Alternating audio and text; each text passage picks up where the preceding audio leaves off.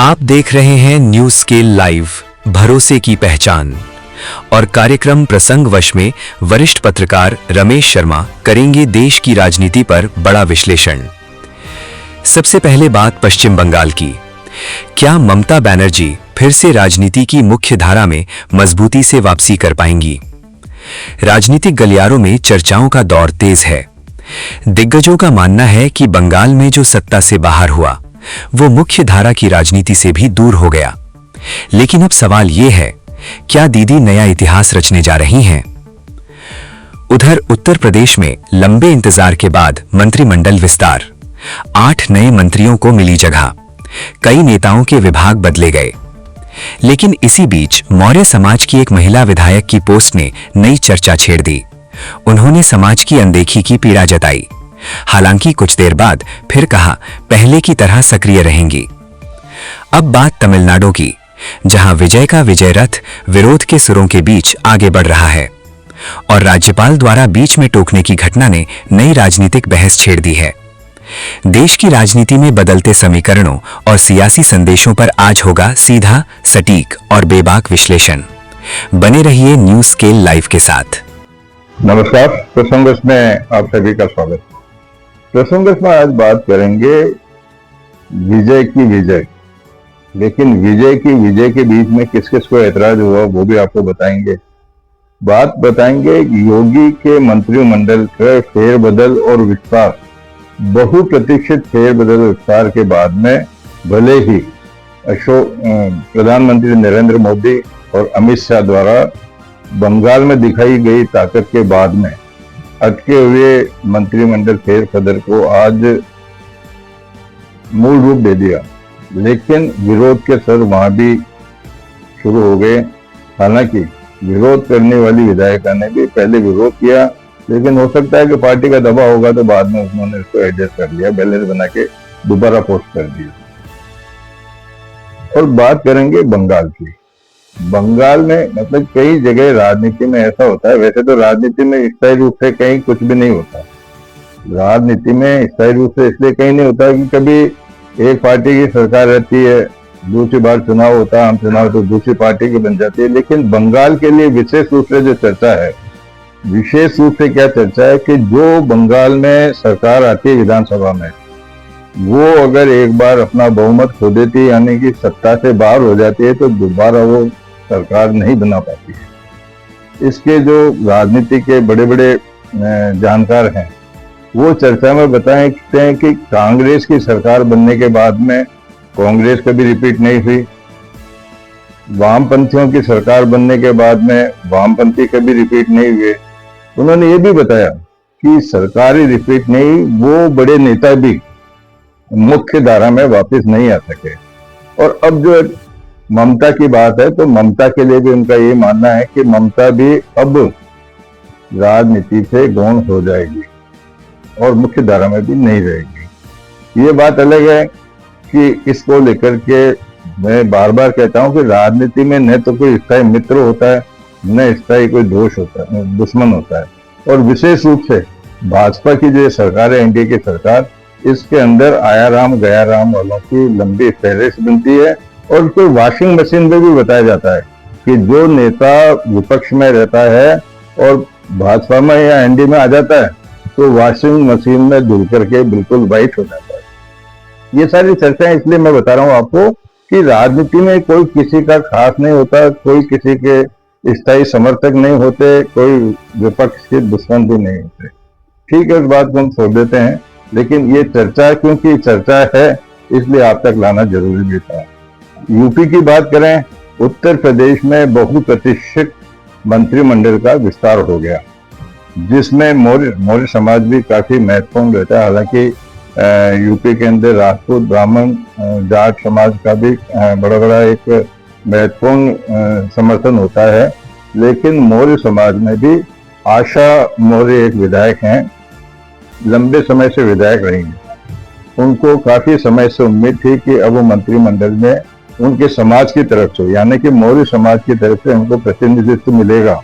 लेकिन जब शपथ ग्रहण समारोह आज हुआ, 8 नए मंत्रियों को शामिल किया गया, जिसमें 2 मंत्री आयाराम गयाराम वाले भी थे, तो उनकी पीड़ा हुई, उनकी पीड़ा ने उन्होंने एक्स में पोस्ट कर दिया। एक्स में पोस्ट करने के बाद में बताया कि सरकार, और सरकार का मतलब भाजपा, भाजपा को और विपक्ष को, हम कांग्रेस विरोधी हैं, कांग्रेस के विरोध में मौर्य समाज ने भाजपा को समय समय पर पूर्ण रूप से समर्थन दिया है, लेकिन अब ऐसा लगता है कि भाजपा को मौर्य समाज की आवश्यकता नहीं है, इसलिए उनको प्रतिनिधित्व नहीं मिला। लेकिन कुछ देर बाद में इन्होंने उसको चेंज कर दिया। अब ये निश्चित रूप से माना जा सकता है, पहले पोस्ट किया, अपनी पीढ़ी दिखाई और दोबारा फिर उन्होंने उसको चेंज कर दिया, दूसरी पोस्ट डाल दी जिसमें उन्होंने कहा कि नहीं, मेरी पार्टी के प्रति आस्था है और मैं भविष्य में भी पार्टी के लिए काम करूंगी, समाज के लिए भी काम करूंगी, और जिस प्रकार से मैं पूर्ण रूप से सक्रिय थी, भविष्य में भी राजनीति में उसी प्रकार से सक्रिय रहूंगी। एक्सपोस्ट पर पोस्ट चेंज करना ये एक अलग बात है, लेकिन मन की पीड़ा तो झलकती है कहीं न कहीं। ठीक है, लेकिन अब क्योंकि अब चुनाव साल भर बाद में होने वाले हैं, ऐसी स्थिति में यह समझा जाता है कि कहीं न कहीं इनको एडजस्ट किया जाएगा। अब बात करते हैं विजय की। तमिलनाडु के अंदर विजय, जिनको 108 सीटें मिली थी, मैंने पहले भी आपसे कहा था कि राज्यपाल या राष्ट्रपति का यह दायित्व होता है कि जिस पार्टी के पास में भले बहुमत में ही हो, लेकिन जिस पार्टी के पास में संख्या बल अधिक हो, उसको आमंत्रित किया जाता है।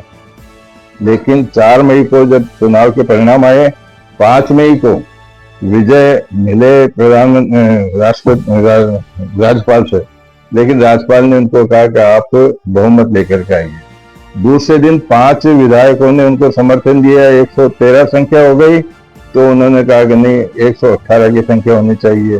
फिर वो 7 मई को मिले, जब उनके पास में 116 की बहुमत की थी, लेकिन 2 सीटों के बीच में फिर उनको रोक दिया गया।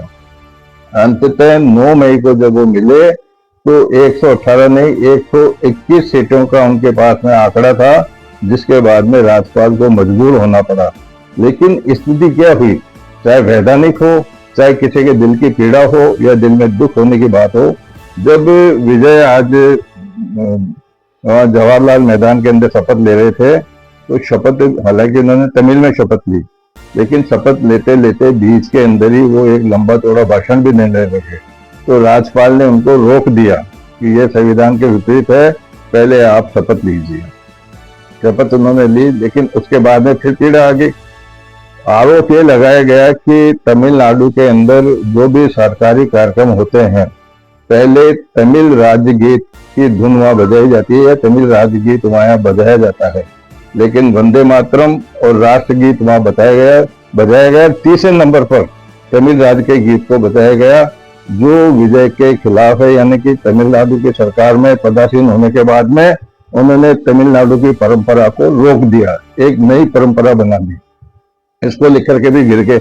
और जब स्टालिन, अब जब बिल्कुल निवर्तमान मुख्यमंत्री हुए हैं एक दिन पहले ही, तो वो भी विजय को कह रहे हैं कि अब ये मत कहना है कि स्टालिन ने जो मेरे को मुख्यमंत्री का दायित्व सौंपा है, उसमें 10,000 करोड़ रुपए का लोन है सरकारी, खजाना खाली नहीं है। लेकिन उन्होंने कहा कि अपने कर्तव्य से, अपनी निष्ठा से आप काम करना। इन सारी चीजों को लेकर के हालांकि वो एक बार चर्चा में आ गए, लेकिन अब क्योंकि एक कलाकार है, कलाकार के क्षेत्र में ही तो उन्होंने अपनी बढ़त बढ़ाई, और उसी का जो माध्यम था कि वो नेता राजनीति में भी पहुंचे। राजनीति में नए हैं और मुख्यमंत्री के रूप में भी नए हैं, सरकार के मुखिया के रूप में भी नए हैं, तो भी उनको सीखने का बहुत मौका मिलेगा। उन्होंने जिन जिन लोगों ने भी इन पर आपत्ति की, उन्हें अभिवादन करते कहा कि मैं इस मामले में सुधार करूंगा। लेकिन चूक विजय की नहीं, जो करने वाले कौन होते हैं, जो वहां शपथ ग्रहण समारोह की तैयारी करते हैं, उनका दायित्व होता है कि वो सारा प्रोग्राम बनाते हैं। 1 to 1 मिनट प्रोग्राम बनता है, और उसमें सबसे बड़ी बात यह है कि राष्ट्रगीत भी जहाँ पूरा नहीं बजाया जाता है, वहाँ पूरा राष्ट्रगीत भी बजाया गया, जिससे भी वो चर्चा में गए। कुल मिलाकर के ये मामला राजनीति का था, जो आपके सामने रखा। चलते चलते बात कर लेते हैं अशोक बाबा की।